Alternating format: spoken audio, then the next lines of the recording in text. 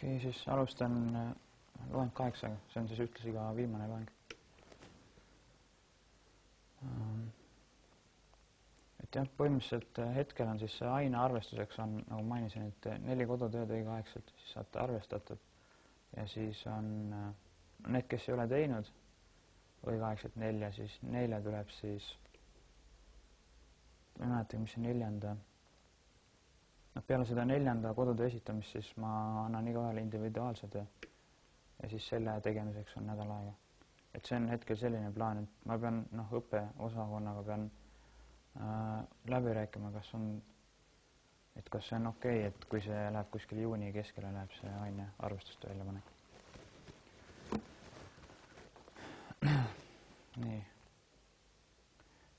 Siis alustan eelmise loengu selle kordamisega, et rääkisin, kuidas joonistatakse viusid välja, mis on väga selline, väga spetsiifiline või edasijõudnute teema.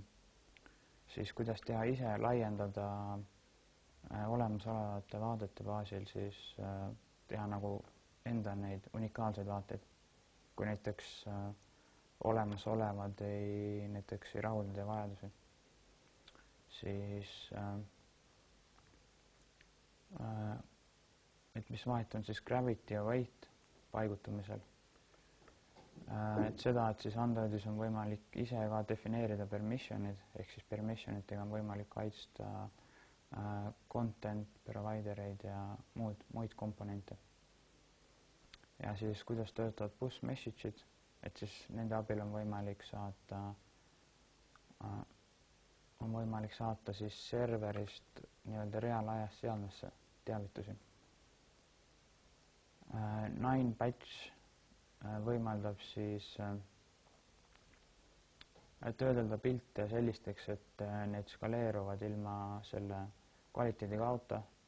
Lint tool on Android Studio üks tööriist, siis, mis kontrollib sellist koodi korrektsust ja toob välja võimalikult nagu pudelikaelad. ProCard on siis, võimaldab seda obfuskeerida koodi, ehk siis koodi segasemaks teha peale kompileerimist, mis siis raskendab reverse engineerimist. Ja ühtlasi see siis võtab rakendust välja sellised need komponendid, millele ühtegi viidet ei ole ja selle tõttu vähendab teie selle rakenduse püsimälu kasutatavuse mahtu.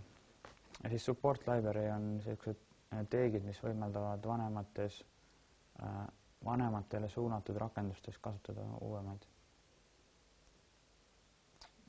uuemaid funktsionaalsust ja Logcat siis on teile juba tuttav logimise API.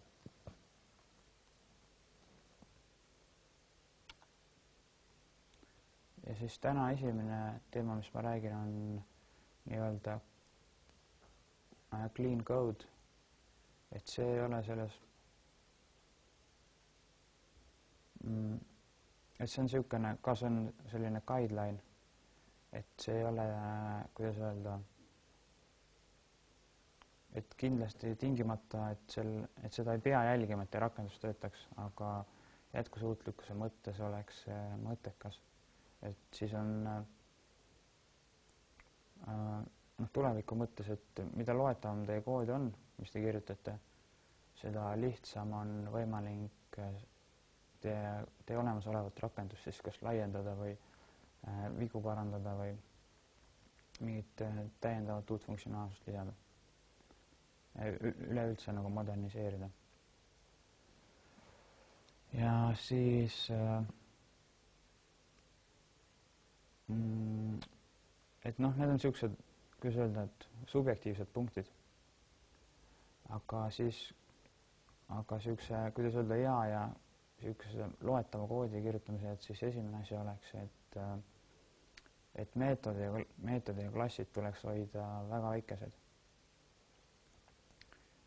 Ja väga väikest all ma mõtlen siis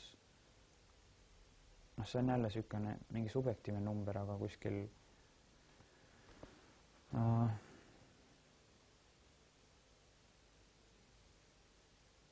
ütleme näiteks, et meetod kuni 50 rida ja siis klass näiteks kuni 400 rida.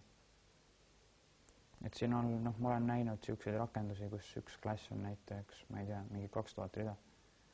Ja mis seal juhtub, on see asi, et kui sa hakkad mingit vigu või asju otsima, siis sul lihtsalt, kuna see on kõik omavahel nii tihedalt seotud ühe faili sisse, siis tekib see probleem, et sa lihtsalt ei suuda orienteeruda seal.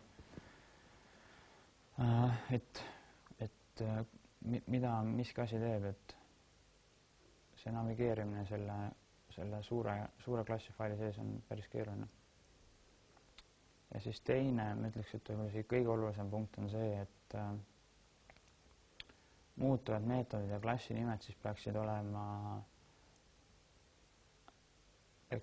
siis, kuidas on läbimõeldud nimedega, et näiteks et mingi muutuja või asi, et annaks läbi oma nime annaks siis võimalikult täpselt edasi, et mis on tema eesmärk. Et kõige kardinaalsem halb näide selle kõrval on, kui te näiteks panete kõik enda muutujate nimed näiteks A, B, C või siis mingi data või data 1 või data 2. Ja kui te mingi kontekstis hakkate seda edasi arendama, kui te olete näiteks kuskil on mingi globaalne muutuja A, B, C ja kuskil mingis meetodis neid kasutatakse, siis teil puudub ülevaade, et millele see A, B, C viitavad. Et see on niisugune ülisigadus tekitav. Et selle tõttu, et niisugune asjade nimetamine, see on niisugune, kui mingit asja, mingit rakendust kirjutate, et selleks võite varuda kohe, või sellele oleks mõttekas varuda rohkem aega, et mõelda läbi, et kui mingi asi, et mis sõna nüüd kõige paremini kirjeldab seda muutujat või seda meetodit. Et kohe peale vaadates saaks aru, et ülevaate, et mis seal sees võib toimuda. Ja miks need head, kuidas öelda, niisugused mõttekad nimed vajalikud olid, on sellepärast, et vältida dokumentatsiooni. Ehk siis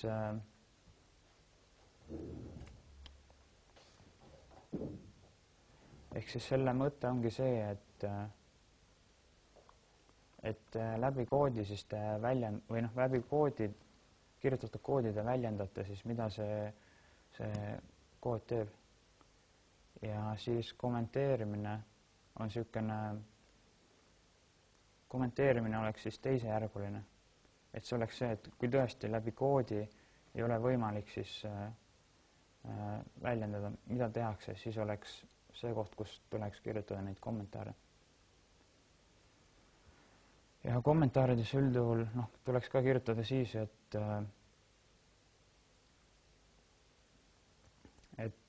mille pärast midagi tehakse, et näiteks kuskil on mingi array, siis näiteks array's võetakse mingi eelviimane element alati välja.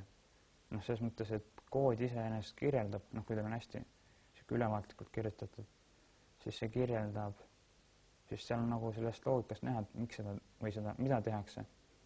Aga miks seda tehakse, seda ei ole võimalik üldjuhul selle lähtekoodist välja lugeda. Isegi siis, kui te teete niisugused väga hästi nimetate kõiki muutuvaid meetodid ja klasse. Et siis dokumentatsiooni siis tuleks kasutada,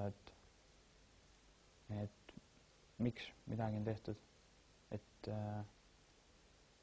kood iseenesest peaks kirjeldama siis, et mida on tehtud.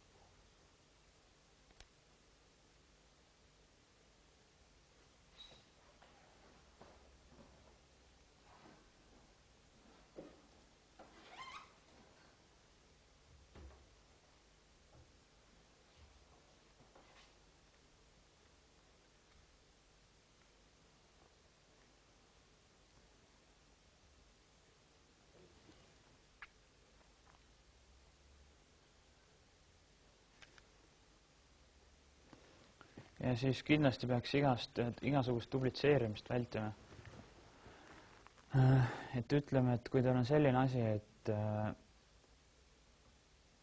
teil on mingi analoogne ülesanne või noh, mingi probleem, teil on see juba mingis osas tehtud on ja teil on kuskil teises kohas seda sama analoogset probleemi vahetada, siis copy-paste'iga lihtsalt selle sama koodi võtmine ja mitmesse kohta panemine, et see on põhimõtteliselt kõige halvem asi, mida saab üldse teha. Ma mõtlen niisugune projekti ja lähtekoodi jätkusuutlikkuse koha pealt. Et seda tuleks kindlasti vältida ja siin tuleks siis luua mingi baasmeetod äkki, mis teeb umbes analoogset ülesannet ja siis selle meetodi poole alati pöörduda. Et kui te copy-paste'iga näiteks 10 kohas ühte sama koodi kasutate ja teil tuleb näiteks mingit tehnilise spetsifikatsiooni muudatus, näiteks ühte väikest asja muuta, siis te peate igas 10 erinevas kohas seda jälgima. Ja kui peale seda tuleb veel mingi muudatus ja veel mingi muudatus, siis põhimõtteliselt kogu ajakulu on 10 korda.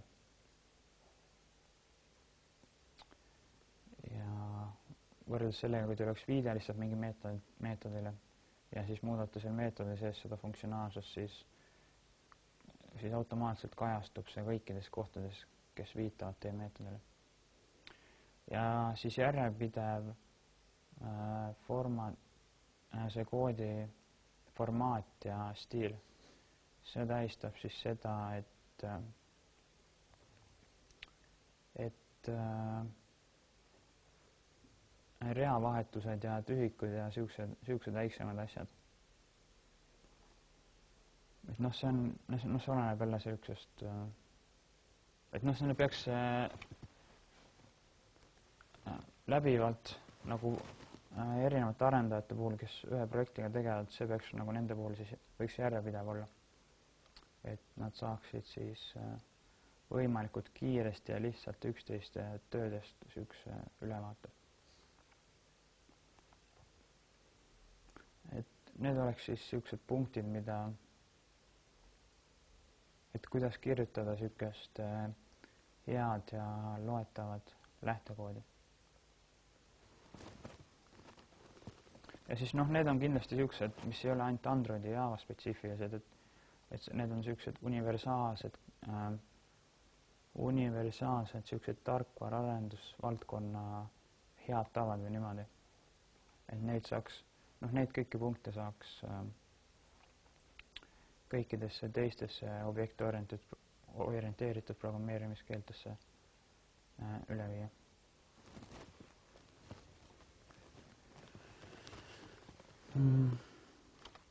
Ja siis Java nagu nimetuste siuksed kokkulepped või head tavad, et ma olen teie kodutöösid vaadanud ja et see on nüüd Java keele spetsiifiline, et klassi nimed on alati nimisõnad ja algavad suure tähega. Ja siis on nagu siukene camel case ehk siis tühikuid ei kasutata ja iga järgnev sõna hakkab siis suure tähega. Meetodid siis tuleks nimetada tegusõnadena ehk siis mingit tegevust väljendavad ja need algavad alati väikse tähega. Selles mõttes jah, see on siukene kokkuleppe või hea tava jälle, et kui te näiteks teete mingi meetodi ja panete näiteks suure algustähega, siis teie rakendus töötab sama hästi. Lihtsalt teil tuleb see oleneb, mis arenduskeskkonda kasutate, tõenäoliselt teil tuleb mingi warning, aga tehnilise siukse töötamise poole pealt see midagi muuda. Et see ongi pigem siukene nagu inimeste endi jaoks, et arvutil ei ole selles mõttes mingit vahet. Ja siis see on samamoodi algab väikse tähega meetod ja siis camel case. Nimede puhul on samamoodi algab väikse tähega ja siis camel case. Ja siis ma ei tea, kui te olete Android koodinäiteid vaadanud, siis te olete tõenäoliselt näinud, et seal kasutatakse siukest prefiksi nagu M. ja mida see M tähistab? M tähistab seda, et noh, privaatmuutujate puhul, et need on lokaalsed muutujad, mingi klassipõhised. Ja seda see M ainult tähistabki. Aga miks ei ole mõttekas neid kasutada, on sellepärast, et kuna me kasutame nagunii Android seda stuudio arenduskeskkonda, siis me teame, mis on lokaalne muutuja ja mis on globaalne muutuja selle värvi järgi. Ehk siis Android stuudios on lokaalsed muutujad ühte värvi ja globaalsed muutujad teist värvi. Ja seda M-i oligi siis kasutatud näiteks kui ta Android seda open source projekti sooviti mingit asja, mingit probleemi lahendada, siis seal tuleb seda M-prefiksi kasutada. Aga kuna meil on nii võimekas see arenduskeskkond, siis sellel asjal ei ole mõtet lihtsalt. See muudab lihtsalt seda koodi loetavust minu arust. Mitte koodi loetavust, aga see on lihtsalt ebavajalik asi. Ja siis konstantide puhul tuleks kõik tähed kasutada suuri tähti ja tühikute asemel siis alakriips. Ja Javast defineeritakse konstandid siis final keyword'iga. Et siis need on need muutujad, mida ei ole võimalik muuta enam.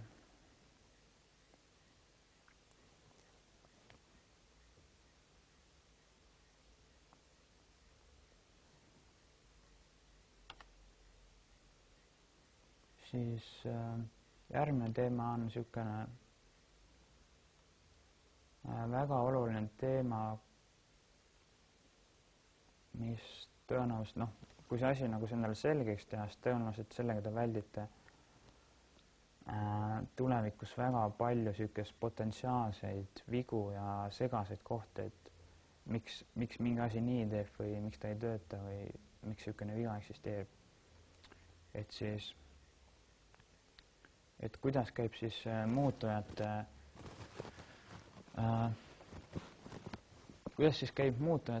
ja objektide edastamine. Ehk siis primitiivsete andmetüüpide puhul, need on siis byte, short, int, long, float, double, character ja boolean. Ehk siis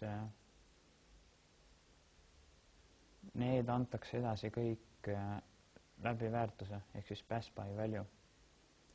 Ehk siis iga kord, kui te kuskil meetodi sisendiks annate näiteks mingi muutuja, mis on see primitiivset tüüpi, näiteks mingi int, siis iga kord kui selle meetodi sees hakkab seda inti muutma, siis tegelikult ei muuda seda algset int väärtust, vaid talle tehti uus koopia sellest ja ta modifitseerib seda koopiat. Ehk siis viitab otse sellele või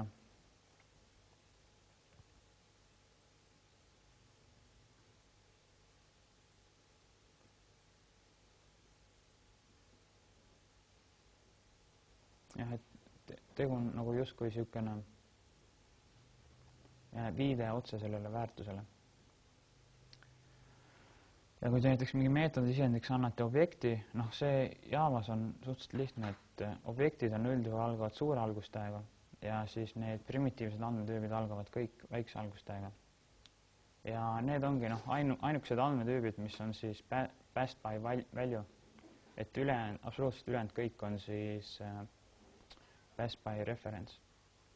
Ja passed by reference tähendab seda, et kui objekt kuskile meetodis sisendiks antakse, siis see meetodi sisendiks on siis see viide sellele objektile.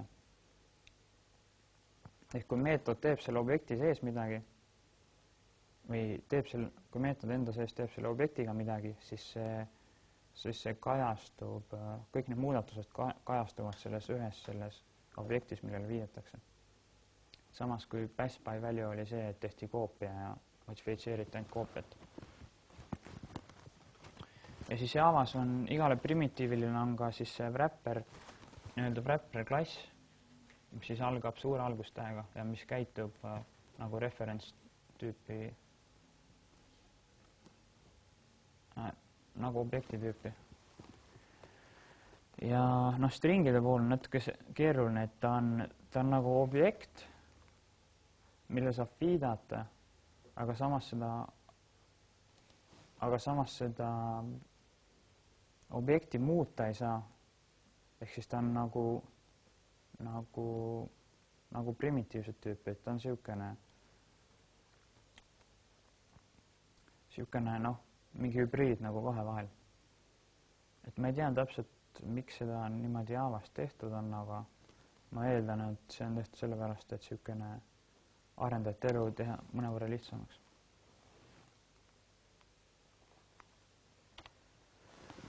Ja siis siin ma toongi esimese näite, et kes teab, et siis noh, see add_u meetodi sees on siis siukene kood ja kes teab, mis siin välja nüüd prinditakse.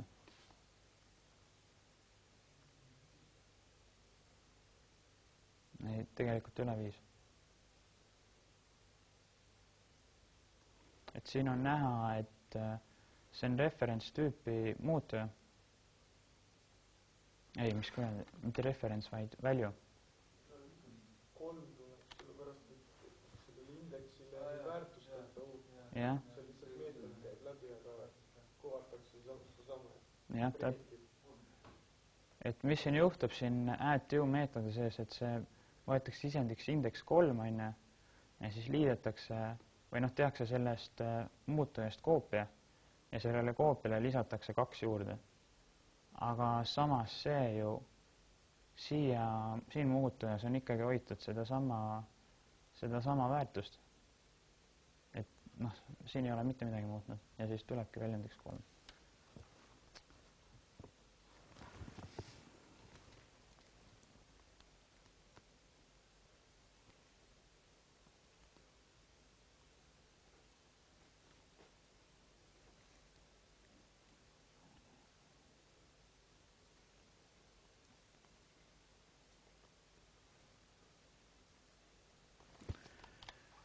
Ja siis teine näide on, et mis siin siis välja prinditakse.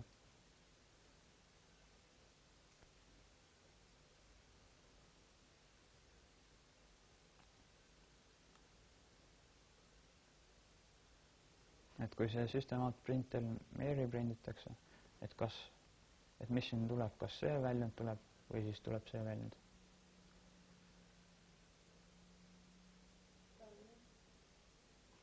See või? See või? Ei, tegelikult ei tule. Et kuna see on viitetüüpi muutuja, siis siin on näha, et luuakse uus person nagu Mary, siis luuakse see Jack nagu viide sellele Jackile ja siis Jack viitab sellele Mary'le. Ja kuna Jack viitab Mary'le, siis Jacki muutmine ühtlasi muudab ka Mary't. Et need objektid viitavad täpselt samale nii-öelda mälupesale. Kas see viitegi kodus ja vahetada? Kuidas? Mary võrdub Jacki peaks olema. Sellele vahetama pildile. On 0, siis kui oleks Mary võrdub Jack, siis Mary muutuks 0-iks. Kuna seda koolida on vaja proovida. Ma arvan, et sellest tagu küll ei ole. Siin ei ole kindlasti see niipidi töötab kindlasti, aga ma mõtlen, mis juhtuks, kui panna see teistpidi, siis Mary võrdub Jack, siis Mary väärtustakse 0-iks ja see annaks 0 pointeri tõenäoliselt kohe. Aga see niipidi on täitsa korrektne, et või miks sa arvad, et teistpidi oleks nagu parem? Et see pannakse lihtsalt Jack pannakse viitama Mary'le ja kui sa teistpidi paneksid, siis Mary pannakse viitama Jackile. Aga kuna Jack on siin täiesti 0, siis siin tuleks tõenäoliselt 0 pointer exception teistpidi. Et noh, see ongi siukene kardinaalne vahe, noh, ise ma sain selle selgeks alles, ma ei mäleta meil. Noh, kindlasti mitte siis, kui ma veel ülikoolis käisin. See tuli alles hiljem. Et noh, põhimõtteliselt, kui sa seda ei tea, sa saad nagu asju tehtud, aga siis mingi hetk tekib niisugune segas, et et mingi viga jäi sisse, aga sa ei saa nagu aru, miks ta jäi. Siis debug'id, siis muudad ära ja siis nagu jälle töötab, et see nagu annab päris hea ülevaate niisugune kogu sellest väärtustamisest ja muutujatest.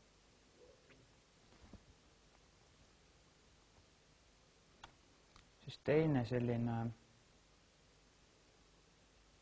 küllaltki, noh, mis leiab päris palju kasutust niisugune üldse Java lahendusi tehes või Android rakendusi tehes on siis polümorfism. Ja mida see oma olemuselt tähistab on see, et üks objekt siis saab olla, kuidas öelda, viidata või noh, üks objekt saab siis võtta mitu vormi, ehk siis ta saab võtta enda vanemate vormi. Et sellepärast on ka korrektne, näiteks on võimalik Javas, näiteks Androidi rakendusarenduses see, et kontekst objekti viide on ja siis selle väärtustate nagu activity'ga. Et kuidas niisugune asi saab üldse võimalik olla, et kui üks on nagu kontekst tüüp on aga teine on activity tüüpi. Et siin ei tohiks ju, need asjad ei tohiks omavahel mitte mingit moodi ühilduda. Aga ühilduvad nad selle tõttu, et activity vanemaks on kontekst. Ja siis kontekst objekt on, noh, see on täiesti korrektne, et ta viitab enda lapsele. Et noh, siin on teine näide on see, et näiteks, et tal on ka kass.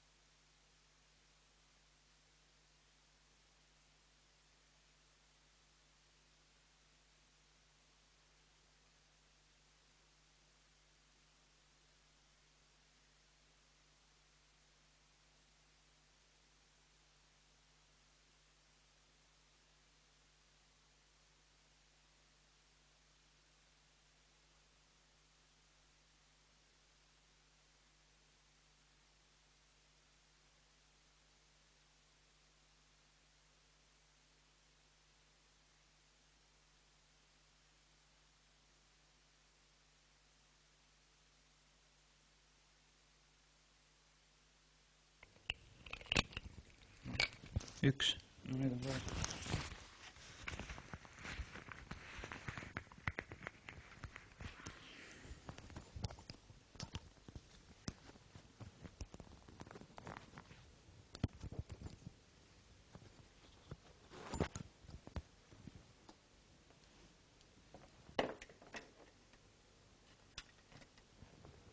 Nii, ja siis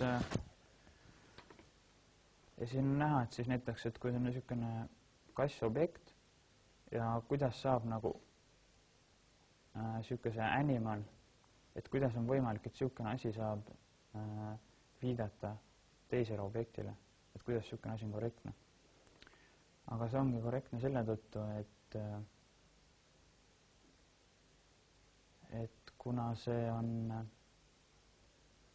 selle kätteobjekti vanemaks on animal, siis noh, sellepärast ongi korrektne, et seda võib vaadata nii, et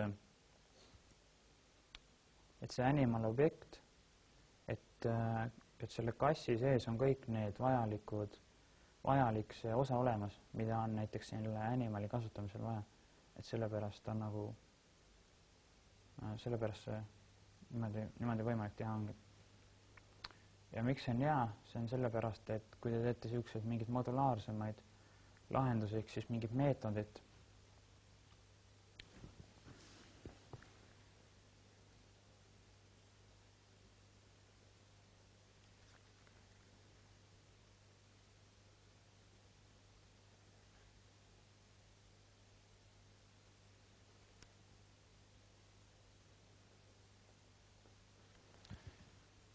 ehk siis teete näiteks mingi meetodit, ütleme, et kui teil on näiteks erinevad niisugused loomatüübid, kätt, toog ja niisugused mingi pöörütse, et ei peaks iga selle ja noh, te modifitseerite mingit niisugust vanema parameetrit, et siis te ei peaks iga selle objekti tüübi jaoks tegema mingit eraldi meetodit, vaid te saaksite teha mingi universaalse meetodi, mis võtaks sisendiks selle vanema animal tüübi ja saaksite kasutada seda kõikide loomade puhul, mis siis extendivad seda animal klassi.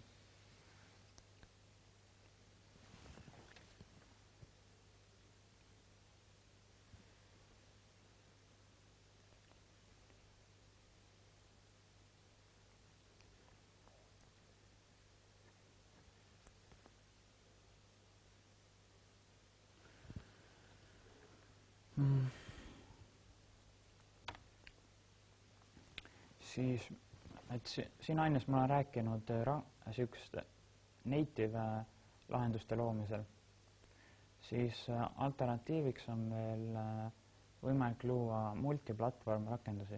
Ehk praegult on need rakendused, mis te õpite tegema, on sellised, mis töötavad ainult Androidi platvormil.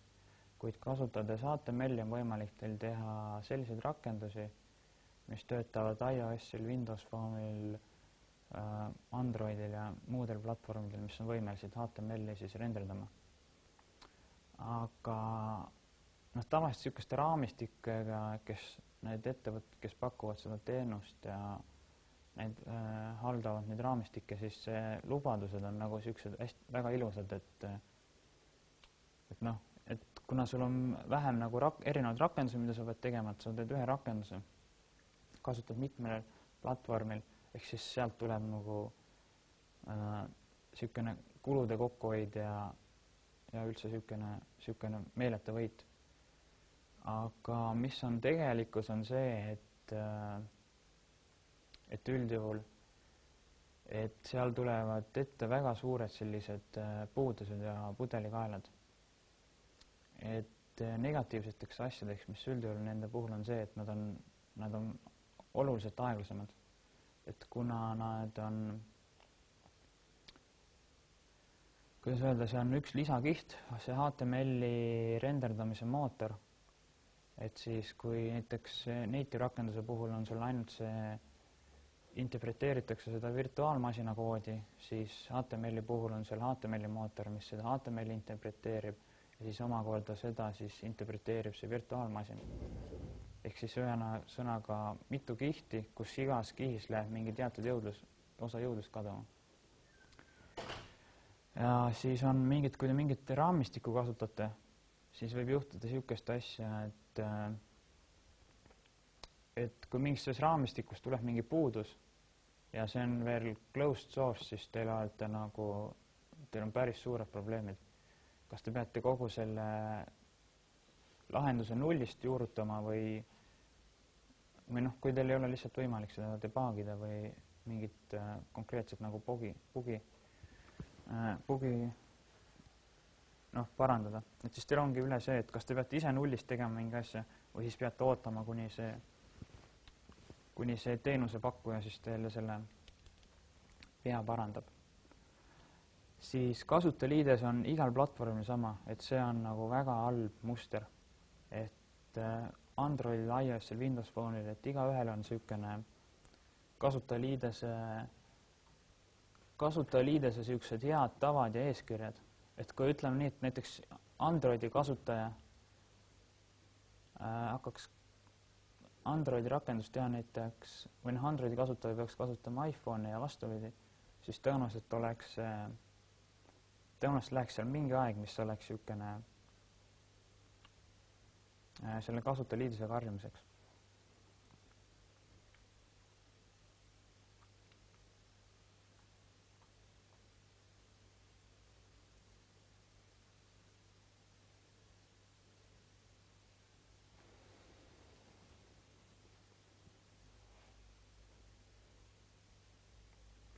Jah, et see ongi see, et siis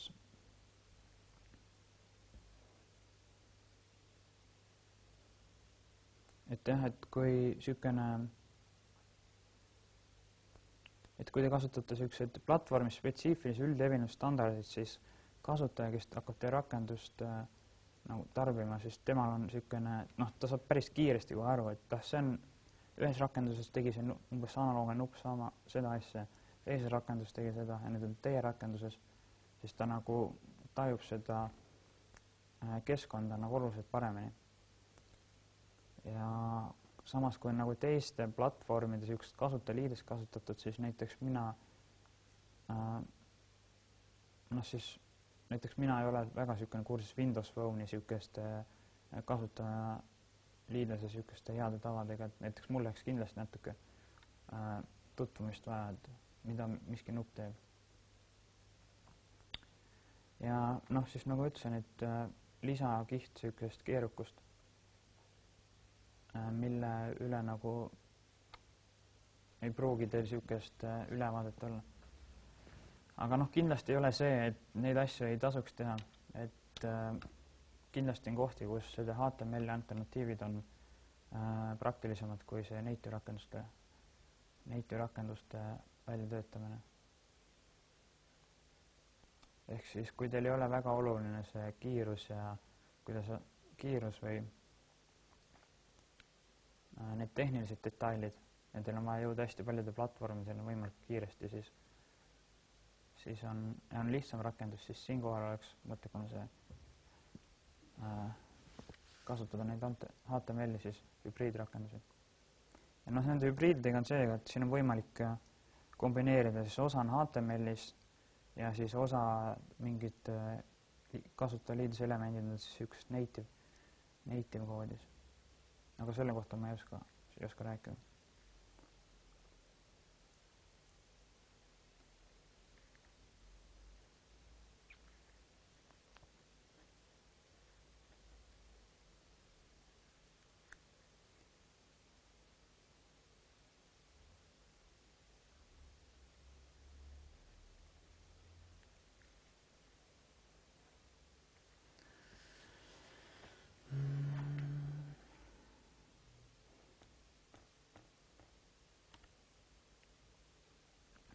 Ja siis mõne sõnaga Androidi tulevikust. Ehk siis kõige suurem nii-öelda game changer, mis siin viimase, ma ütleks aasta jooksul siin Androidi ökosüsteemis on see, et nüüd te saate kõiki Androidi rakendusi saate kasutada ka enda desktop arvutites.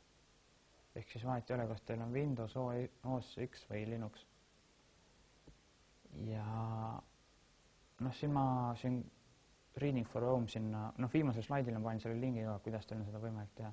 Ja siis näiteks teie kodutööd ma kontrollisin samamoodi siin enda OS X arvutis. Ja miks see on nagu nii suur muutus, ongi see, et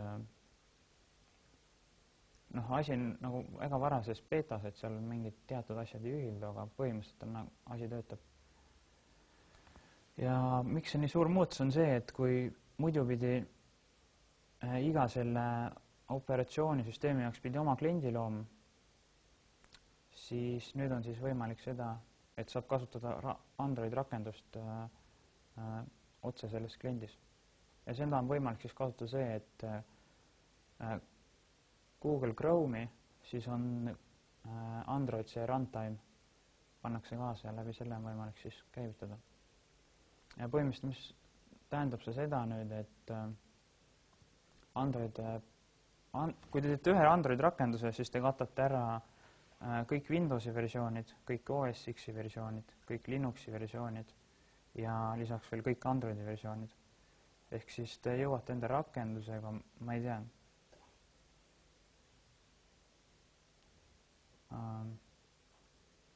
praktiliselt kogu turu katete ühe Android rakendusega ära. Et ainukesena, mis sealt välja jääbki, on iOS, mis on niisugune arvestatav konkurent. Ja põhimõtteliselt ülejäänud ongi Android rakendusega kaetud. Ja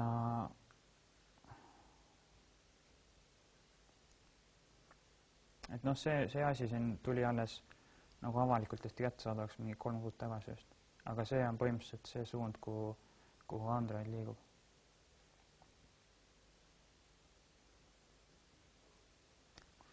siis Android Wearable, et see on siis niisugune oma selle ökosüsteemi nagu oma osa, et seal on teatud oma need targetid ja niisugune oma üldus API-päringud, aga sellega on võimalik siis teil näiteks Android Watchi puhul on teatud nagu põhimõtteliselt teete Android rakendusi, kuid seal on natuke oma nišiga need oma spetsiifilised API-päringud. Et see on kindlasti see kellade puhul kogub see populaarsust ja siis Google Glassi puhul kasutatakse samuti Android operatsioonisüsteemi. Et mis edasi, et seda ma ei oska veel öelda. Aga tõenäoliselt kuskile sinna seal suunas see asi liigub. Siis Android Auto, see on nagu niisugune Androidi eraldi arendussuund, et seal on samamoodi oma spetsiifilised need, põhimõtteliselt teete Android rakendusi, kuid oma spetsiifiliste niisuguste API-päringutega. Ja siis täpselt samamoodi nagu tuli Android nutitelefonide selle turu võttis ära, siis nüüd toimub täpselt sama asi auto transpordivahendite nagu selle multimeedia platvormidena. Et nagu hetkel te näete, siis on iga tootja siis enda selles sõidukis teeb oma spetsiifilist tarkvara, et näiteks Audil on mingi multimeedia interface ja siis Volkswagen teeb mingit enda asja ja Lexusel on mingi teine asi ja et täpselt sama asi toimus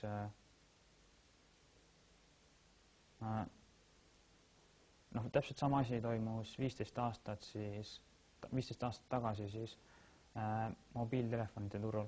Et igaüks tegi mingit oma väikest nissi, mingi Nokial oli oma mingi asi, Samsung mingit asja tegi, siis mingi paar open source'i, niisugust väiksemat asja olid ja siis tuli Android ja võttis nüüd ära mingi 90% turust. Ehk siis samas suunas liiguvad ka need autode multimeedia platvormid. Ja kes selle Android auto platvormiga on liitunud, siis on päris palju, väga suur osa, et siin on, ma loetlesin need mõned populaarsemad, mis Eestis on, aga kokku oli vist mingi 30 tootjat, kes siis osaliselt või kaudselt on sellest huvitatud ja siin näiteks mingi Hyundai'l vist juba on reaalselt niisugune välja lastud see auto, mis kasutab seda Android autot. Ja siis hiljaaegu tuli siis Internet of Things, et seal kasutatakse ka Androidi baasil loodud mingit alamooperatsioonisüsteemi, kus siis Internet of Things on siis ühendatud seadmed, mis on väga piiratud niisuguse arvutusvõimsusega, kuid mis soovivad ikkagi suhelda nagu väliste vahenditega. Ehk siis mingid ukselukud, lambipirnind ja niisugused. Ehk siis et seal kasutatakse ka Androidi operatsioonis või täpselt detaile ma ei tea, kuid Android operatsioonisüsteemist siis mingit edasiarendust. Ja niisugune native Windowsi rakenduste tegemine Android rakenduste baasil, et see muutub ka nüüd siin lähiajal nagu oluliselt lihtsamaks, et Microsoft on ise sellest huvitatud ja nad loovad siis vastavaid tööriistu ja library'd, kus teil on võimalik siis minimaalsete muudatustega teha enda Androidi rakenduses siis täiesti niisugune native Windowsi rakendus, mis te saate sinna Microsofti Marketplace'i otse üles laadida. Muidugi see ka veel, BlackBerry'l on ka midagi analoogset, kus on võimalik küllaltki lihtsalt portida BlackBerry peale Android rakenduse. Ühesõnaga, et see Androidi mobiiliplatvorm jõuab siin päris paljudesse kohtadesse.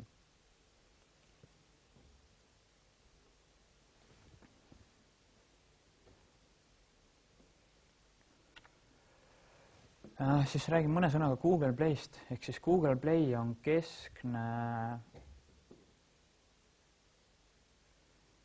Google Play on siis selline keskne pakendihalduskeskkond, see iOS-il on alternatiiviks App Store. Ja siis miks see App Store'ist ja Windows'st Marketplace'ist erineb ta selle poolest, et ei ole mitte mingisugust kvaliteedikontrolli. Ehk põhimõtteliselt, kui teete mingi rakenduse, laete sinna üles, siis teil on garanteeritud, et see jõuab sinna mingi teatud aja pärast. Noh, teatud aeg on kuni 24 tundis, kui nii kaua, kui need enda buffer-serverid uuendavad. Aga ühelt poolt on see nagu hea, et kui sul on näiteks mingid rakendusel on vaja kiiresti, on mingi kriitiline viga tuleb välja, sa teed selle muudatuse ära, paned kohe sinna, on mingi aja pärast üleval. Kuid samas on nagu negatiivne see, et sinna pannakse igasugust spämmi ja mis iganes väga madala kvaliteediga seda sisu ülesse. Ja siis kindlasti, mida te ei tohiks sellest keskkonnast teha, kui te tahate seda nagu arendajatena seda kasutada, et enda lõpptarbijateni jõuda, et te ei tohiks kindlasti mitte ühtegi copyrighti rikkuda. Ehk siis copyrighti alla läheb see, et isegi kui te kasutate näiteks seda pealkirjas kasutate kas siis mingi teise toote nime, siis teid võidakse sellest karistada teie rakenduse eemaldamisega ja kasutajakonto siis sulgemisega. Ja siis muidugi copyrighti alla lähevad kõik pildid, kui te teete mingi galerii rakenduse näiteks ja siis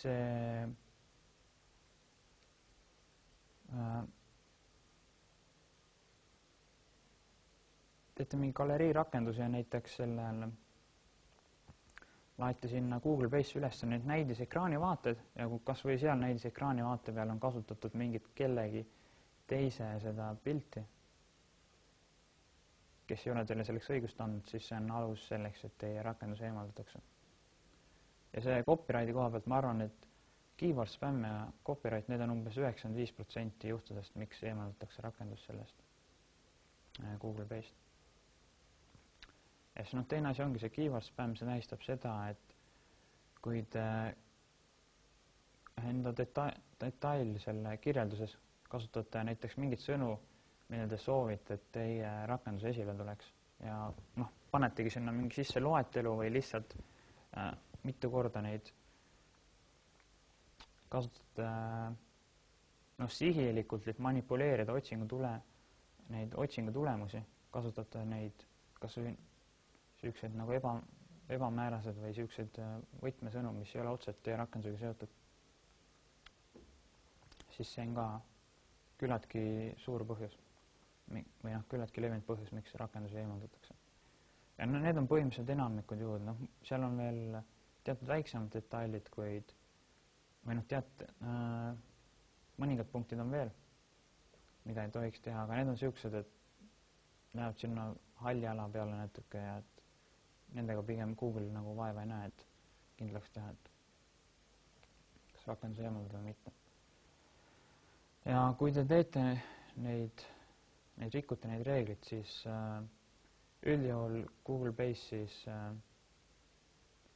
see kasutaja või rakenduse eemaldamine või kasutajakonto blokeerimine toimub siis automaatselt, et seda ei tee inimesed. Siis kui teil kasutajakonto on juba eemaldatud, siis vähemalt viimati, kui ma vaatasin, siis see on nagu eluaegne eemaldus. Et kui ühe korra jätte kasutajakontost ilma, siis vähemalt Google'i silmist ei tohiks enam mitte kunagi oma elu jooksul ühtegi kontot teha, sinna Google Play arendaja kontot. Ja kui teil juba juhtub selline asi, et teie konto blokeeriti, siis Google'ist te mingit tagasisidet ei saa. Et seal tuleb mingi selline automaatne email tuleb teil, ütleb, et rikkusite developer policy ja mingit detaile teil võimalik kätte sealt ei ole saada. Kui teil just ei ole mingid tavaliselt sellised suuremad arendajad, kes on saanud, kas neil on siis Google'ist tutvusi, on kas siis nagu otse nende inimeste poole pöördunud, keda nad teavad, või siis neil on näiteks mingi ülipopulaarne rakendus ja siis kuskil sotsiaalmeedias siis näiteks inimesed, sotsiaalmeedias läheb näiteks viraalseks, et antud rakendus blokeeriti ära, et mis värk on. et nendel juhtudel on võimalik saada nagu mingi lahendus sellele asjale.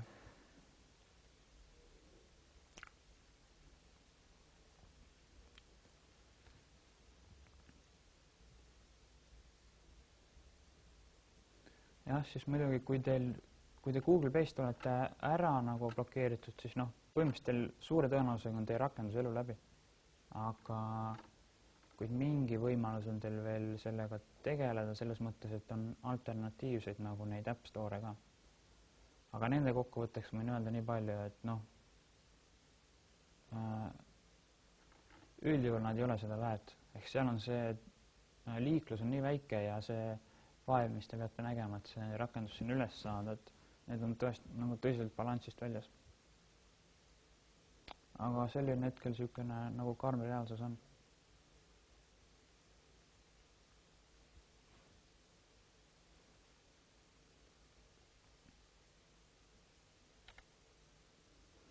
Siis seoses copyrightiga, et kuidas käib see mahavõtmine. Et siin on siis Google peab siis, kuidas öelda, alluma siuksele USA seadusele nagu Digital Millennium Copyright Act, mis põhimõtteliselt tähistab seda, et esmalt karistatakse, siis et esmalt võetakse su rakendus maha või kontot, mis sa panid, ja siis hakatakse alles seda juurdlema, kas see oli korrektne või mitte. Ja põhimõtteliselt, kuidas see asi töötab, on niimoodi, et seda, kuidas öelda, kuritarvitatakse seda väga palju. Et ongi see, et lihtsalt saadad ühe e-maili, ütled nii, et see rakendus, või noh, seal on mingid juriidilised terminid ka, et see rakendus näiteks rikub mingi minu loodud asja copyrighti ja ongi põhimõtteliselt kõik. Ja Google on kohustatud selle rakenduse maha võtma ja siis sealt läheb nagu edasi. See, kelle vastu see esitati see avaldus, siis temal on võimalik enda seisukohti kaitsta. Ja kui ta on oma seisukoha kaitsnud, siis sealt saab vaadata edasi, et kui on see kaitse on põhjendatud, siis läheb rakenduse uuesti üles. Ja kui ei ole, siis läheb see nagu kohtusse edasi. Aga noh, põhimõtteliselt siin on näiteks väga palju kasutatakse konkurentide puhul, teete selle, kuidas öelda, täiesti nagu võltsitud selle, või noh, näiteks valetate, ütlete, et ta rikub minu copyrighti ja siis ongi, eemaldatakse see rakendus, ütleme, et seal mingi 2 nädalat on mingi see review protsess, et kas tuleb see vastuväide ja siis nagu menetletakse seda vastuväidet. Siis põhimõtteliselt nagu 8 nädalaks või noh, mingi teatud perioodiks on võimalik lihtsalt ühe e-mailiga halvata oma konkurendi tegevus. Aga iseenesest nagu see süsteem on päris halb, selles mõttes väga lihtne on seda kuritarvitada, kuid ilma selleta tõenäoliselt oleks olukord veel olnud.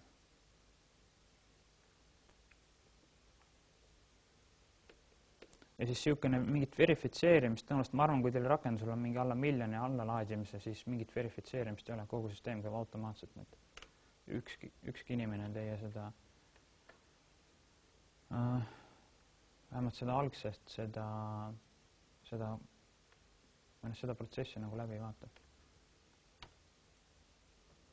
Ja siis kuidas on nagu võimalik enda rakendustega raha teenida, et siis ongi et kõige niisugused levivad viisid on siis reklaamid, ehk siis on võimalik, noh, Androidis on päris palju niisuguseid reklaamipakkujad nagu teenuseid, kus põhimõtteliselt on võimalik, et võtta selle reklaamipakkuja juures registreerite ennast ära, saate selle API võtme ja panete seal paar rida koodi sisse ja siis on see, lisate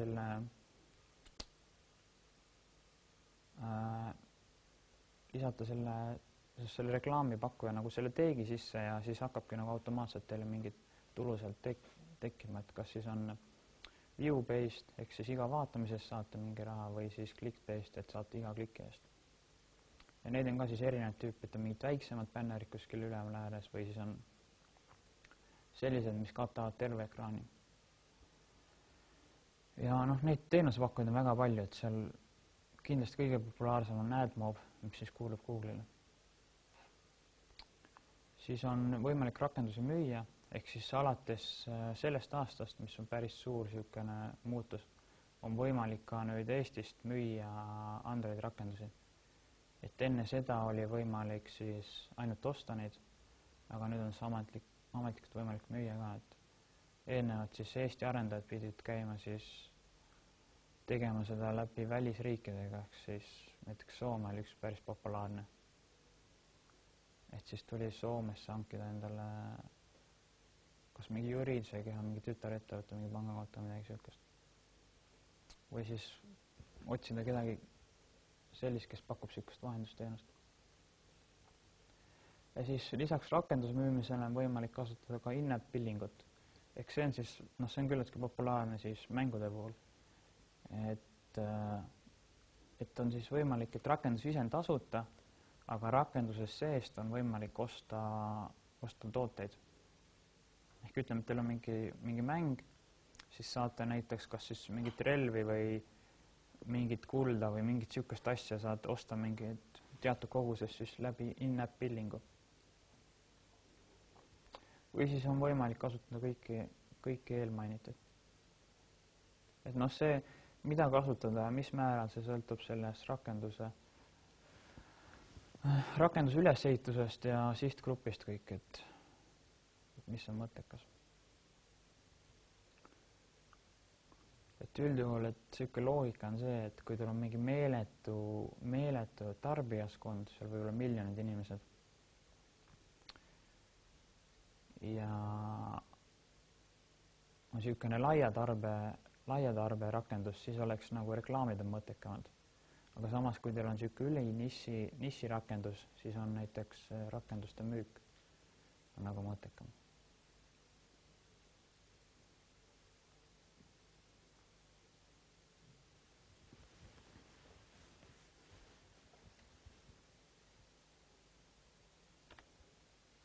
Siis ma räägin nagu mõne sõnaga sellest uploadist, et kuidas see tööprotsess näeb seal välja. Et see, kui üks arendaja arendab ühte projekti, siis selle platvormi kohta, et ütleme, et üks arendaja teeb ühte Androidi rakendust, et siis on nagu, siis on elu ülilihtne, et seal ei ole niisugust manageerimist ja niisugust töökorraldused, niisugust asja, seal pole midagi vaja, et seal ei saa tõenäoliselt midagi konflikti minna ja siis tõenäoliselt on arendajal endal on väga hea niisugune ülevaade, et kus ta mingi asja tegi, millal ta tegi, et kuidas see asi töötab. Aga nüüd asi läheb keerulisemaks siis,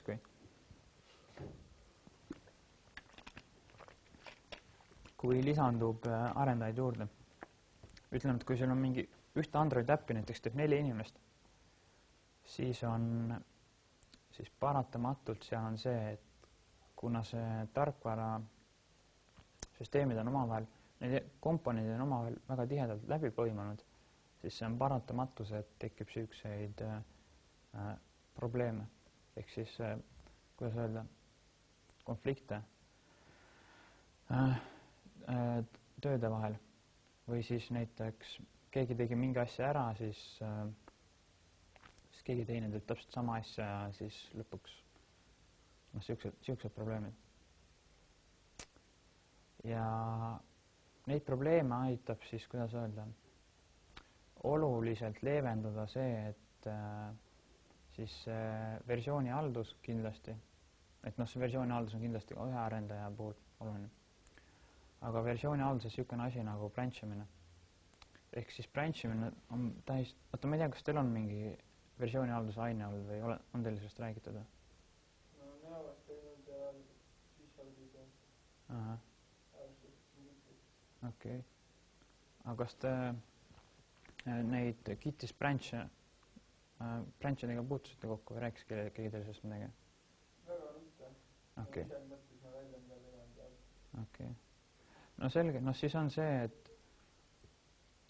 et jah, Git on muidugi niisugune, see on praktiliselt selle valdkonna standard, teine on niisugune, noh, Giti kasutatakse praktiliselt igal pool, et teine niisugune, mis on natuke rohkem levinud, on Mercurial, aga Git on niisugune kindlasti noh, tal on kindlasti monopol selles mõttes, nagu heas mõttes. Ja siis ongi, et kuidas on võimalik arendada projekti edukalt nii, kui ühte sama asja muudavad mitmed arendajad. Ja siis ongi, see on võimalik kasutades versiooni haldumist niisugust asja nagu branchimist, ehk siis branch on oma olemuselt siis arenduse haru. Ehk siis, kui üks arendaja loob branchi mingist teatud niisuguse koha pealt, siis temal on täiesti eraldiseisev koopia antud sellest projektist. Ning tema tegeleb selle arendusega enda koopia peal, siis teine arendaja teeb selle enda branchi, ehk tema teeb enda koopia peal. Siis ütleme, kui sul on 4 arendajat, siis on niisugune, igaühel on siis enda koopia, kus peal ta seda arendab. Ja see on hea sellepärast, et ei tekiks nagu otseselt kohe niisugune arenduse käigus konflikte. Ja siis, kui ta on oma selle koopia peal siis selle muudatused ära teinud, siis ta teeb üks asja nagu pull request. Ja see pull request tähendab seda, et siis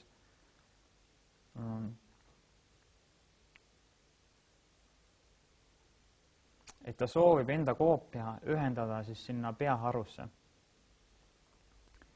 Ja enne, et ta sinna peaharusse saaks ühendatud, siis vaatab tema koodi läbi siis teine arendaja, ehk siis teeb code review teine arendaja.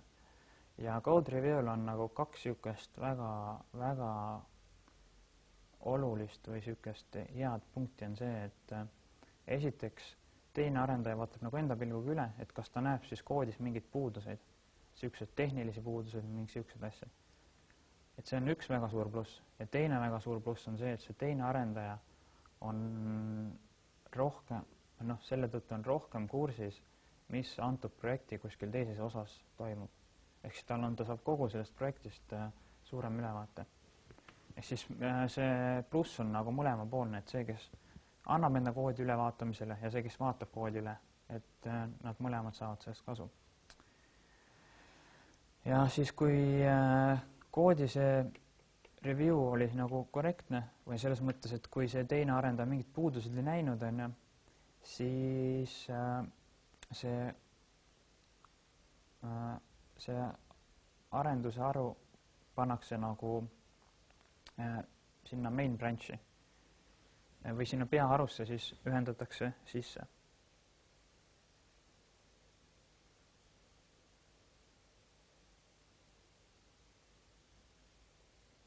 Ja siis on esimesed 3 punkti kaetud, siis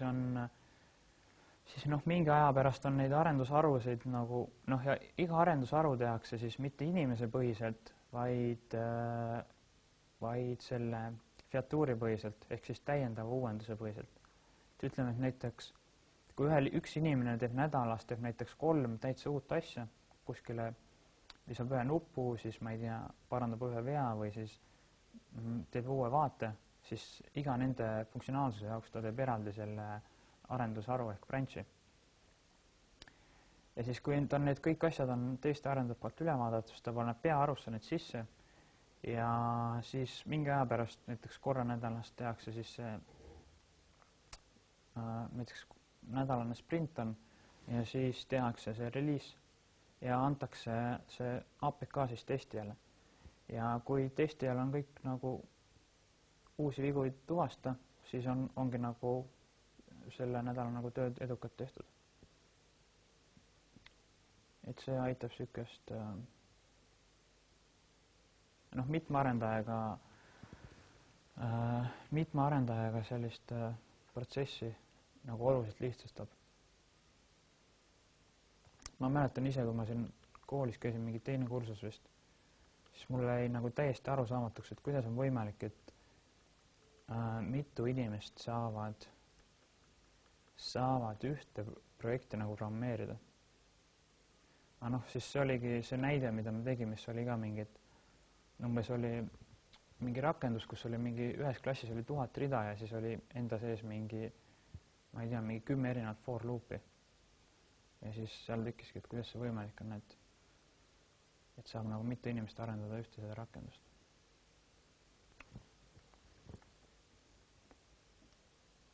Aga noh, seal puhul oli kindlasti probleemiks oli see, et noh, siis me kasutasime versioonihaldust, me kasutasime vist Dropboxi ja seal me neid sünkisime neid faile.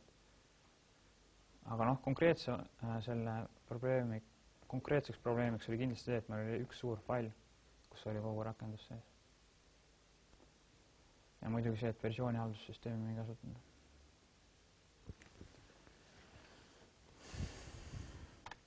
Siis ma räägin mõne sõnaga, et siis Upload otsib praktikante, et kõigil on võimalik teil kandideerida.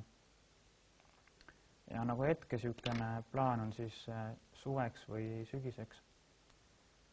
Ja positsioonid on need siis, et software engineering test, ehk see on siis selline, kes kas teil on muidu mingid testimisaineid ka? Olete läbinud juba?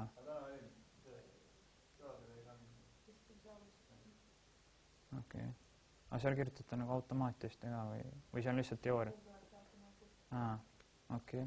No ühesõnaga siis, et see testi, et nagu positsioonid, mis on, et siis automaattestimine ja siis niisugune nagu tuvastatud vigade parandus. Ja siis teine oleks siis oleks otse niisugune koheselt arendamine. Ja noh, ise ma sellest nagu praktikaga päris hästi ei tea, kuidas see üldehitus nagu välja nägema hakkab, aga need detailideks, sest need selguvad siin tegevuse käigus. Ja siis 12. juuniks, et võiksid, kes on huvitatud, siis võiksid saata mulle see e-maili siia. No tegelikult ei ole vahet, võite kooli e-mailil ka saata, aga soovitatav oleks siis see Upload e-mailile. Ehk see Uploadis nii palju, et see kontor asub Telliskivi loomelinnakus ja hetkel on siis 10 töötajat. Ja noh, siukene projektidest on Eesti, nagu enamus tegevust on Eesti suunale pandud, ehk siis Elioni EMT-ga on päris palju tihedat projekte, siis on näiteks Express Grupiga, kelle alla kuuluvad siis Delfi ja Äripäev ja siuksed.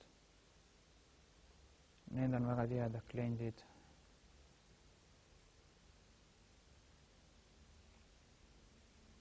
Siis jah, muidugi EMT-l mingid pargirakendused ja siuksed asjad. Ja siis kindlasti, et see eelis on siis nendel inimestel, kes on selle antud aine siis läbinud edukalt.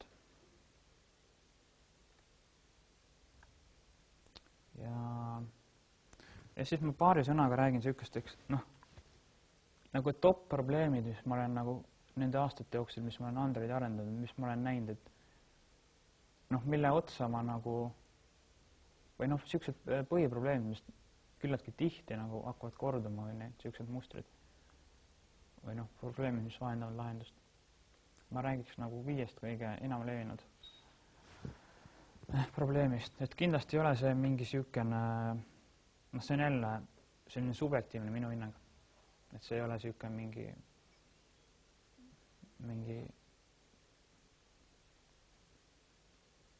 ühesõnaga subjektiivne minu hinnang.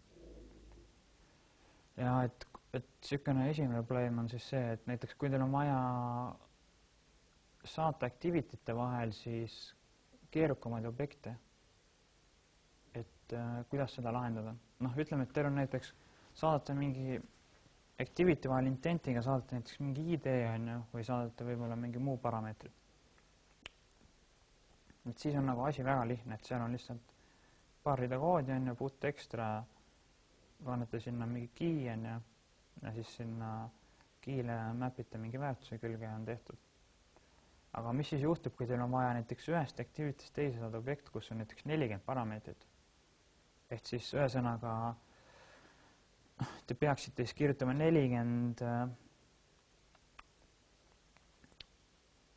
rida koodi seal alguses kohas, kus te saadate selle intenti ja siis teises, kus te loete välja, peate veel 40 rida seda muutujat välja lugema ja siis nendest muutujatest siis omakorda selle objekti taas looma.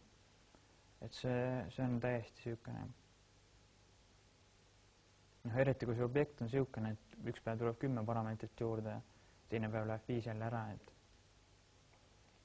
et see tekitab kindlasti väga palju sellist probleeme. Et üks asi, kuidas seda lahendada, oleks defineerida see objekt näiteks staatilisse muutujasse. Ehk siis public static tähistab seda, et see objekt on ligipääsetav igast rakendusosast nagu otseviitena. Aga miks see on halb lahendus, on see, et see tekitab väga palju probleeme tulevikus, kui teie rakendus läheb keerukamaks. Et teil puudub ülevaade, mis on selle objekti sees, kes seda objekti muutis, miks ta muutis, millal ta muutis. Ehk kui te annate parameetreid komponentide vahel nagu edasi, siis teil on selline asi, et te saate nagu, kuidas öelda, puhtalt lehelt iga kord vaadata, et nii, et nüüd tuli see muutuja, et kes selle meetodi nagu välja kutsus, miks ta selle sinna sisse pani. Et kui teil on üks staatiline objekt, siis see on nagu niisugune väga hägune, et kas see staatiline objekt, kas see nüüd loodi või ta jäi sul, ma ei tea, mingi eelmine nädal äkki kasutati seda rakendust, äkki siis jäi mällu, et mis need andmed on, kuidas nad üldse sinna said ja et see on niisugune, sellega saab asja tehtud, aga tõenäoliselt sellest on päris oluline niisugune komistuskivi pudeli kahele, kui see rakendus läheb keerukamaks ja tuleb mingi ülispetsiifiline viga, et kuskil YXZ tingimustel mingi vaate kuskil mingi muutuja kuvati valesti või midagi niisugust. Et miks ma seda räägin, on see, et ma tean seda nagu päris mitmest nagu enda kogemusest. Ja kuidas seda objekti edasi anda, on teete objekti parsable X. Ehk siis, et ütleme, teil on mingi oma objekt, custom objekt implements parsable ja siis seal kirjutate üle need vajalikud interface'i meetodid ning ongi automaatselt see objekt on automaatselt serialiseeritav ja deserialiseeritav. Ehk põhimõtteliselt, kui te soovite seda objekti saata activity vahel, siis panete intent.extra, annate võtme ja annate otse selle custom objekti kaasa ja töötab. Teine võimalus on muidugi kasutada serializable, mis on niisugune native Java küllaltki levinud asi. Aga Androidis on soovitatav kasutada parsable. Kuna serializable on niisugune performance penalty oluliselt järsem või niisugune tugevam. Et siin ongi selle put extraga, et teil on võimalik enda custom objekti saata täpselt samamoodi nagu mingid primitiivsed muutujad. Lihtsalt, mis seal backgroundis tehakse, et ta ise paneb need intenti sisse, kõik parameetrid, ja siis pärast loob need intendist välja, mis tehakse automaatselt nagu teie eest kohe ära.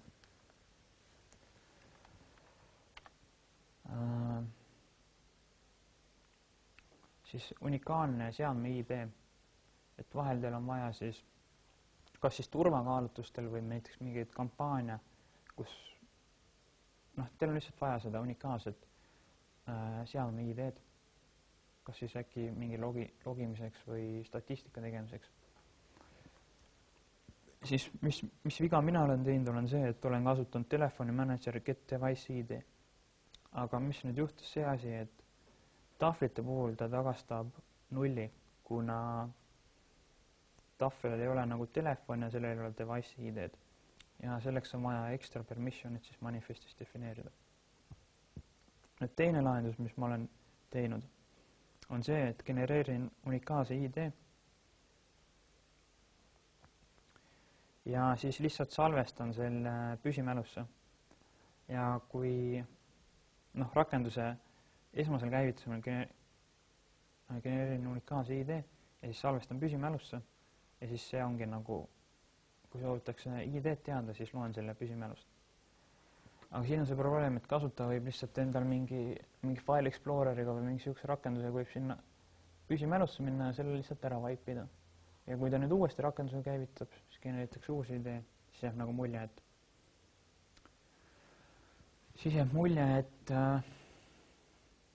et nagu on täiesti unikaalne uus seade lisatud. Aga nüüd, mis ma avastasin, kui ma nüüd neid loenguslaidi kokku panin, et on sihukene API päring ja sellega saate unikaalse seadme ID. Et miks seda varem väga kasutada ei saanud, oli see, et Android 2.2 versioonis osad seadmetootjad olid nagu vigaselt selle implementeerinud. Aga kui target on nagu nii vähegi mõistlik, ehk siis 2.3 erandjuhul, üldjuhul 4.0 ülesse, siis töötab see asi ilusti. Ja jääb see ellu, vahet üle, kas uninstallitakse või ID jääb samaks, kas tuleb uninstall või install. Siis mitme kasutajakonto puhul siis igal ühel on oma unique ID.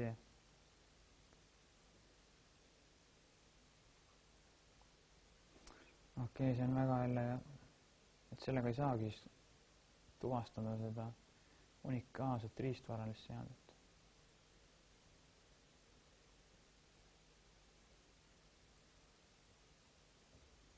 Ühesõnaga seda asja annab exploitida päris palju. Ja siis, kui tehakse full wipe seadmele või reset, siis nullitakse ka see väärtus ära.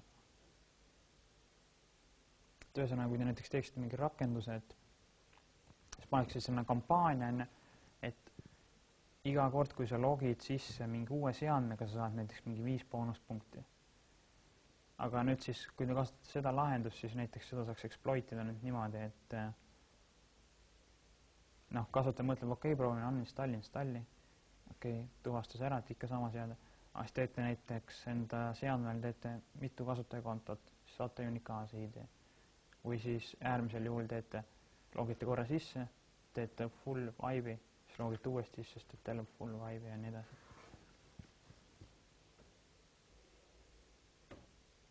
Aga tõenäoliselt jah, siin tuleks, kui tahate riistvarapõhilist unikaalset ID-d, siis tõenäoliselt tuleks võtta siin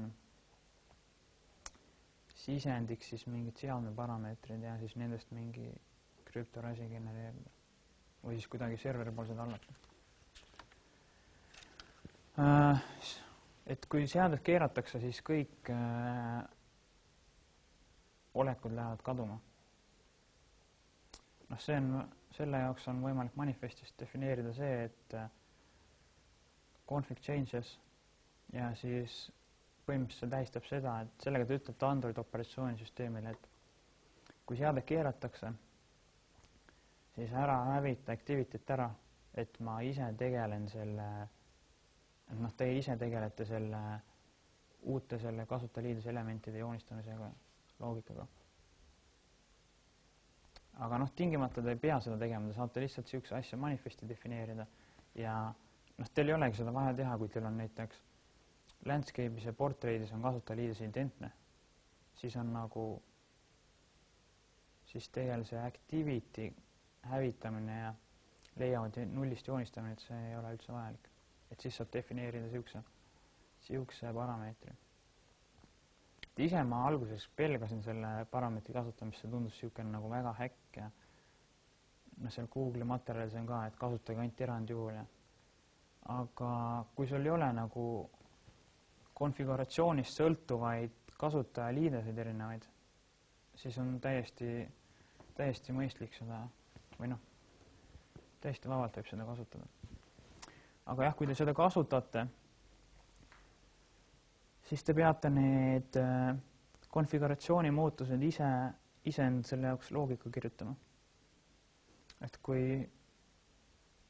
muidu operatsioonisüsteem ise võttis nagu land selle suffiksiga kaupstast võttis need landscape'i layout'id ja portraidist teisest kausast portfelli leiavad, et siis kui seda parameetrit kasutate manifestis, siis te peate selle loogika kuidagi ise tegema.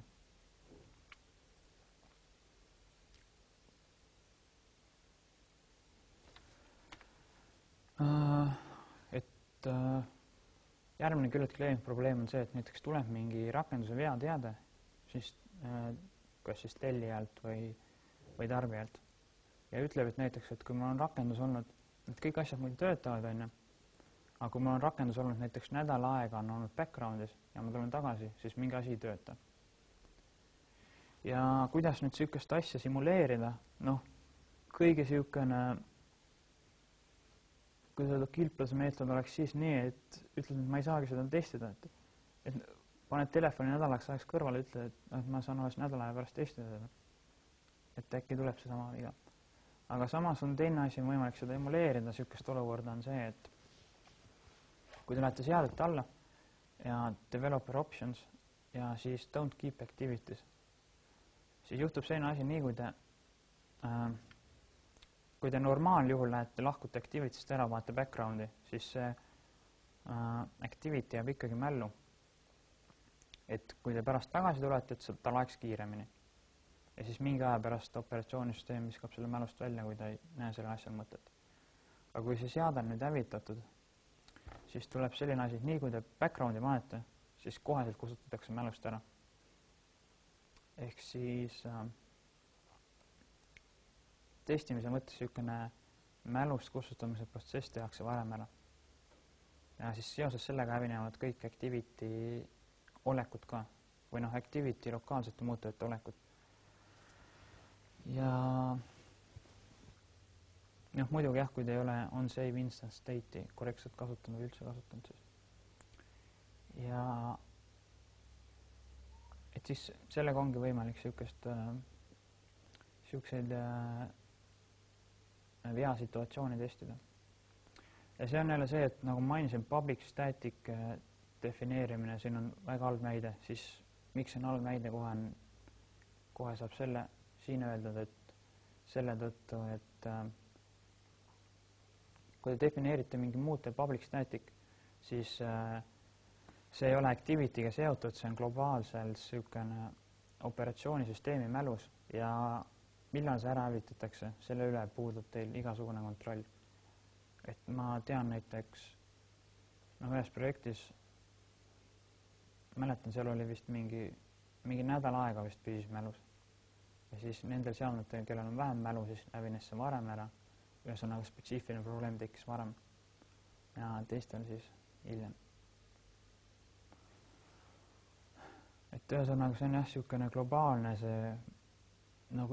globaalne sihukene ülisuur muutuja, et siis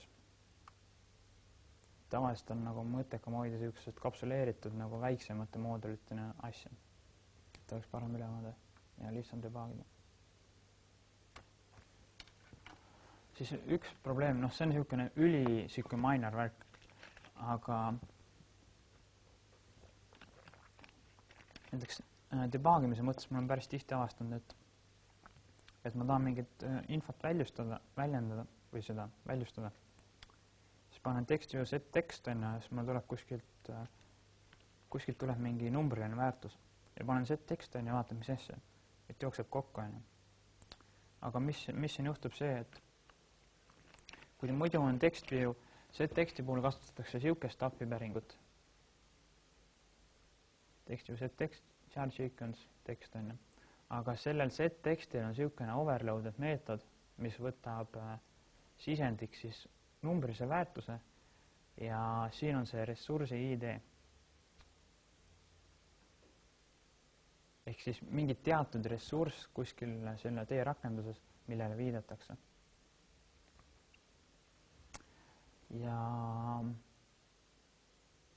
miks ta crashib on sellepärast, et või jookseb kokku, sellepärast, et konkreetse selle ID-ga seda ressurssi pole olemas. Et kui te soovite mingit numbrist väärtust anda, siis on kõige lihtsam lahendus, et teete stringi liitmist, sest automaatselt konverteerib selle, liidate siia otsa selle mingi tühja stringi, siis ta automaatselt konverteerib selle stringiks ja kutsutakse välja see meetod. Või siis siin on Javas on omad need, kuidas teha stringist või see integeri stringi.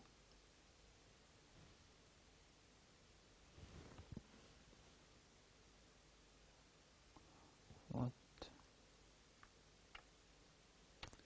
Aga jah, kuna täna on viimane loeng, siis ma kiirelt nagu käin üldse läbi need osad, mis on kogu selle aine raames ma rääkisin. Et need on siuksed asjad, mis te peaksite teadma selle aine lõpuks. Et siis activity on üks ekraanivaade või üks ekraan. Ja activity sees on siis päris palju erinevaid callback'e ja kõige olulisemad nendest on siis need välja toodud 4. OnGrade'is te teete tavaliselt see esmasel laadimisel käivitatakse, kui seda objekti activity't mälus ei ole. Aga kui ta on mälus, siis seda välja ei kutsuta.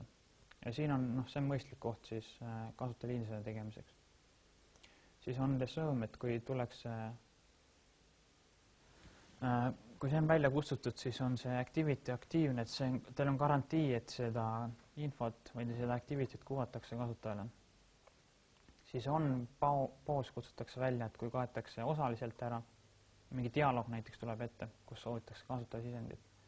Ja onStop on siis see, kui teil on garantii, et mitte ükski activity osa ei ole enam kasutajale nähtav.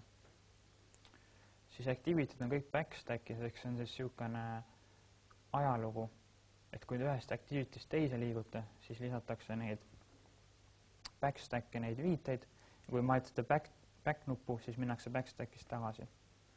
Ja seal on võimalik manipuleerida ka, et näiteks ühest activity'st saab olla ainult üks viide backstack'is või mitu viidet või kas jätta mõni vahele või nii edasi. Kontekst objekt, väga palju leiab kasutust. See on siis objekt, mis annab ligipääsu siis väga paljudele, kõikidele operatsioonisüsteemi või siuke rakenduse ressurssidele. Intent on siis mingi kavatsus midagi teha ja siis 90% juhul on lihtsalt activity alustamine. Ja võimaldab endasse panna siis kaasandmeid, mida saaks siis transporteerida. Intent filter on siis niisugune filter, mis püüab siis kinni intente, mis on saadetud kogu süsteemile. Ehk siis implicit intents, näiteks mingi share'id või niisugused asjad. Fragmentid on kasutajaliidese tükid, mida on võimalik kombineerida, lisada, muuta igast loogikaga ja niimoodi mängida. Et kasutatakse siis, et näiteks mobiiltelefonil luuakse üks kasutajaliides, siis neid samu kasutajaliidese elemente teistpidi kombineerides luuakse tahvelarvuti lahendus. Nii, et oleks võimalik see code reuse hoida võimalik kõrgem. Ja iga tarkvara projektis üks kõige olulisem aspekt on koodi taaskasutatavus, et hoida koodibaasi see maht võimalikult minimalistlik ja ülevaatlik. Ja kasutajaliidesed kõik absoluutselt, või tegelikult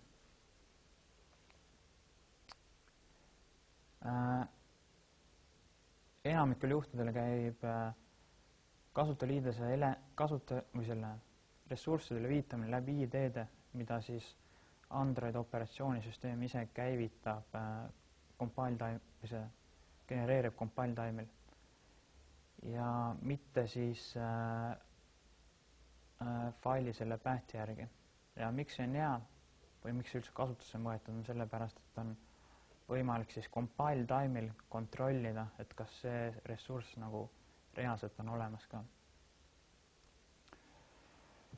Ja siis on võimalik kasutada operatsioonisüsteemi ressursse, kasutades Android prefix'e, ehk siis värvid, layout'id, siuksed asjad. Alternatiivsed ressursid, et siis on võimalik defineerida erinevate konfiguratsiooni muudatustele, et näiteks kas telefon on landscape'is, portrait'is, kas tal on suur ekraan, väike ekraan, tihe ekraan, et siis siis on võimalik väga lihtsalt kasutades erinevaid kaustasid, siis operatsioonisüsteem ise vastavalt sellele konfiguratsioonile pöördub ise sinna kausta poole, ilma et ei peaks siis täiendavat sinna rakenduse loogikat kirjutama. Väga praktiline on see tõlgete puhul, et ma nägin siin teises kodutöös vist keegi näiteks oli tõlgete puhul siis seda mitte kasutanud, vaid oli teinud mingi if loogika sinna sisse. Et sihukest asja on, seda on väga puhtalt võimalik lahendada siis alternatiivsete ressurssidega. Ja broadcastid on siis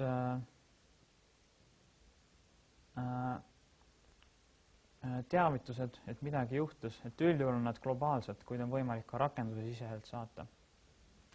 Ehk siis, et kui te rakendus nagu soovite mingi teatud teise rakendusele osale nagu mingi sõnumi saata, siis te saate näiteks lokaalse broadcasti. Aga üldjuhul on nad siuksed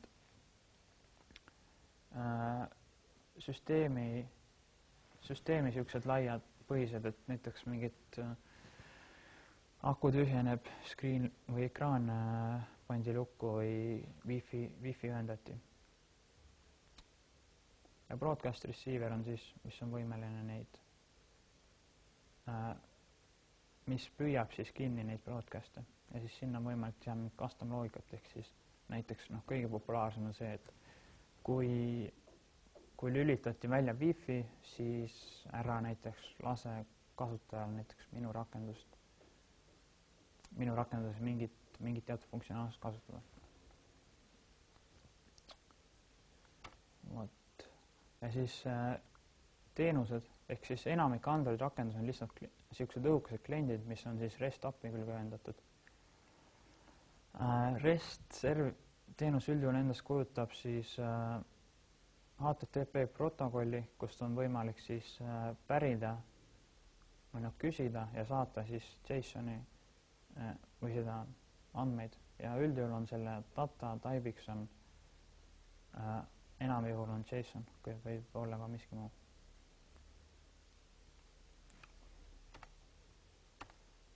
Ja siis siin on see URL, et see slaidide pealt saate kätte, et saate proovida Android rakenduste neid APK-sid.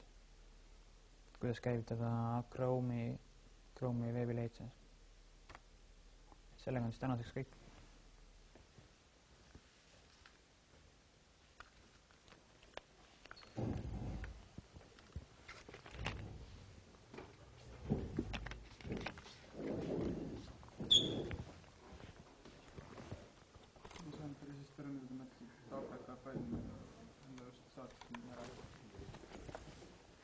Kus kohas see on?